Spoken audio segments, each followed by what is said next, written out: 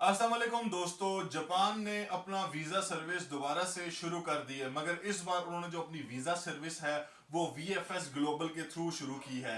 क्या रीजन थे? पहले जिस तरह से जापान का वीजा का सिस्टम था, एम्बेसी की कोई फीस नहीं थी और आप लोग जाते थे डायरेक्टली, उसी टाइम आप लोगों की फाइल सबमिट हो जाती थी। सारी चीजों के बारे में मैं आप लोगों को बताऊंगा। आजकल किस तरह से वीजा हो रहा है, कितने खर्चा हो रहा है, सारी चीजें डिस्कस करेंगे। Processing time A to Z. अच्छा देखें, कुछ पहले वाले प्रोसेस के बारे में बात करते हैं, फिर स्टेप बाय स्टेप चलेंगे। देखिए पहले क्या होता था, आप लोग अपनी एक फाइल तैयार करते थे जिसमें आपके डॉक्यूमेंट्स होते थे। रिक्वायरमेंट्स भी मैं आप लोगों को बताता हूँ, ठीक है। आप लोग अपनी फाइल रेडी करके जाते थे एम्बेसी, वहां पर जाके आप लोग अपना वीजा अप्लाई करते थे। फिर क्या हुआ, आप लोग जाते थे वहां पर, टिकट लेके बैठते थे और इस तरह से आप लोग अपना वीजा अप्लाई करते थे। इस एम्बेसी की कोई वीजा फीस नहीं है।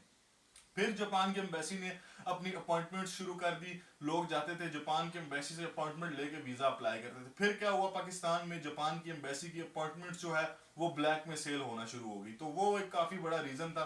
जिस भी एम्बेसी की अपॉइंटमेंट ब्लैक में सेल होना शुरू होती है कंट्री की एम्बेसी की, तो फिर वो क्या करती है, सिस्टम चेंज करना शुरू करती है कि लोग ब्लैक में सेल ना करें।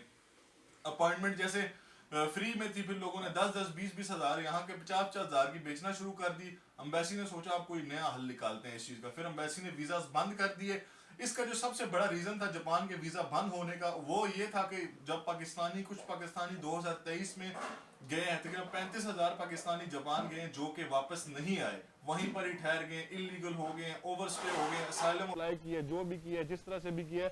लेकिन उसका एक बड़ा रीजन यही है कि वीजा लेने में प्रॉब्लम्स आ रही थी। उसके बाद क्या हुआ कि पाकिस्तानियों को इनविटेशन लेटर चाहिए था। इनविटेशन लेटर जिनके पास है था वो ही वीजा अप्लाई कर सकते थे।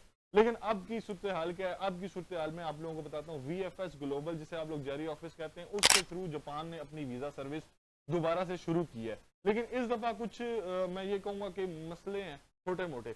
जिस तरह से पहले अगर आप लोगों को कोई डॉक्यूमेंट कम होता था, कोई डॉक्यूमेंट मिस होता था, आप लोगों को एम्बेसी बता देती थी उसी टाइम कि ये डॉक्यूमेंट आपका नहीं है, आप जाओ ये डॉक्यूमेंट लेके आओ, फिर अपना वीजा अप्लाई करवाना।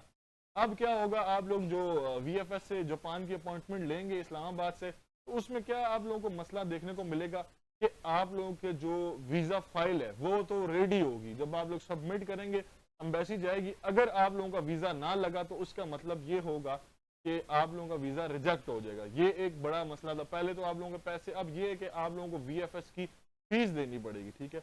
वीजा फीस आप लोगों को वीएफएस की थोड़ी सी पे करनी पड़ेगी, जो कि मतलब कि मैं कहूंगा कि ठीक नहीं है, करनी चाहिए। वीजा फीस पे, एम्बेसी की अपॉइंटमेंट फीस पे आप लोगों को करनी पड़ेगी। अपॉइंटमेंट का ये मसला है कि अब आप लोगों को फीस पे करनी पड़ेगी अपॉइंटमेंट की, फिर जाके आपकी वीजा फाइल सबमिट होगी। अगर आप लोगों का डिसीजन फिर देखा जाएगा, आपका वीजा रिफ्यूज हो गया, डॉक्यूमेंट कोई काम हुआ, तो ये एक मतलब कि थोड़ी सी प्रॉब्लम है।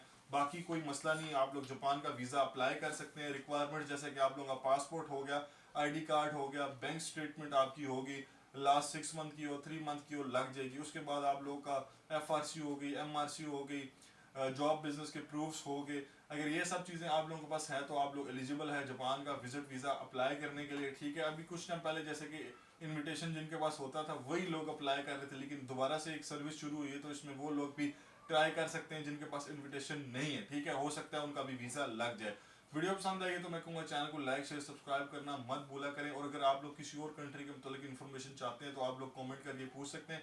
अगर आप लोगों ने फ्री वीज़ा अप्लाई करवाना हो किसी भी कंट्री का, जैसे कनाडा हो गया, उसमें जो न्यू जॉब्स आई हैं 12 लाख तकरीबन LMIA प्रूफ, उसमें आप लोग अप्लाई करवा सकते हैं, हमारी सर्विस ले सकते हैं। CB का लेटर अगर आप लोगों को यूरोप पास का चाहिए हो तो उसमें भी आप लोग हमारी सर्विस ले सकते हैं।